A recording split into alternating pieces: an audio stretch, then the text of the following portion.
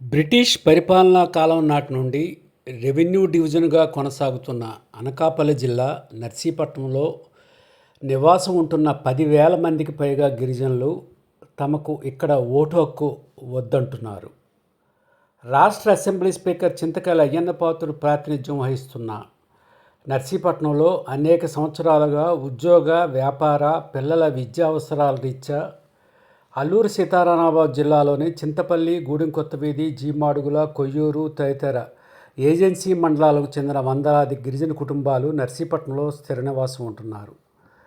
10,000 మందికి పైగా గిరిజనులు నర్సీపట్నం మున్సిపాలిటీ పరిధిలోని అనేక ప్రాంతాల్లో కొందరు అద్దె ఇళ్లలోనూ మరికొందరు స్వగృహాలు కూడా నిర్మించుకుని నివాసం ఉంటున్నారు.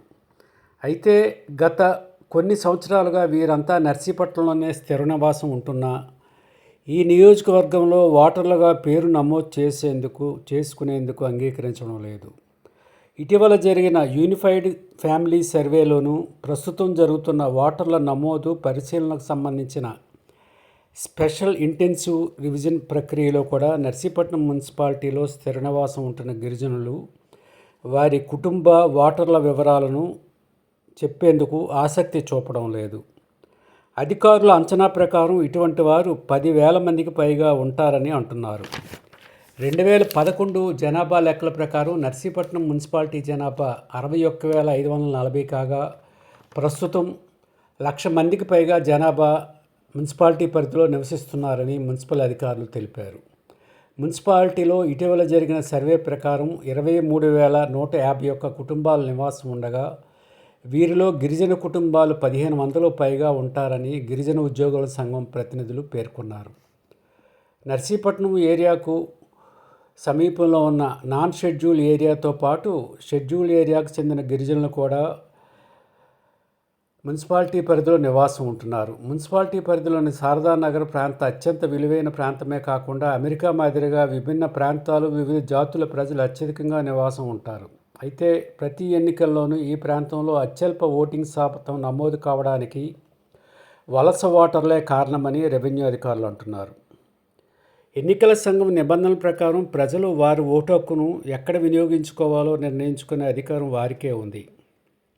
అయితే నర్సీపట్నంలో అనేక సంవత్సరాలుగా స్థిర నివాసం ఉంటున్న గిరిజనులు ఇక్కడ కాకుండా వారి స్వగ్రామాల్లోనే ఓటు హక్కు వినియోగించుకుంటామని, ఆదివాసీలుగా తమ రిజర్వేషన్ హక్కును కాపాడుకుంటామని వారు చెప్పడం ఆసక్తికరంగా మారింది. మున్సిపాలిటీలో వార్డుల సంఖ్య ప్రస్తుతం 28 కాగా 40కి పెంచే ప్రతిపాదనలు ప్రభుత్వ పరిశీలనలో ఉన్నాయి.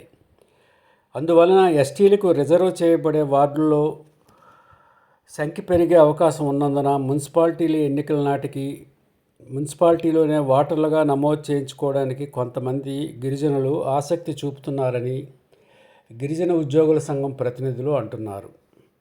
అయితే జనాభా లెక్కల సేకరణలో కొందరు వివరాలు పేర్కొనగా మరికొందరు వివరాలు చెప్పకపోవడంతో ప్రస్తుతం నర్సీపట్నం మున్సిపాలిటీ జనాభా ఓటర్ల సంఖ్య ఇతిమిద్దంగా ఎంత అనేది తెలియని పరిస్థితి నెలకొంది. గిరిజనులు ఓటర్లుగా నమోదు చేసుకునేందుకు ఆసక్తి చూపడం లేదన్నది వాస్తవమేనని, అయితే వీరు ఎంతమంది ఉంటారనేది స్పష్టంగా చెప్పలేమని రెవెన్యూ అధికారులు అంటున్నారు. అయితే రాష్ట్రంలో ఇటువంటి సమస్య కొన్ని ప్రాంతాల్లో ఉన్నప్పటికీ ప్రత్యేకించి నర్సీపట్నం మున్సిపాలిటీలో నివసిస్తున్న వందలాది గిరిజన కుటుంబాలు కేవలం స్థిర నివాసానికి మాత్రమే నర్సీపట్నం మున్సిపాలిటీలో ఉంటూ వారి ఉద్యోగ, వ్యాపార, విద్యా అవకాశాలను వినియోగించుకుంటున్నారు తప్ప ఈ ప్రాంతంలో వారి ఓటు హక్కు వినియోగించుకోవడానికి ఆసక్తి చూపడం లేదు. జనాభా లెక్కల్లో కూడా వీరి వివరాలు నమోదు అవుతున్నాయా లేదా అనేది కూడా స్పష్టంగా తెలియటం లేదని అధికారులు పేర్కొన్నారు.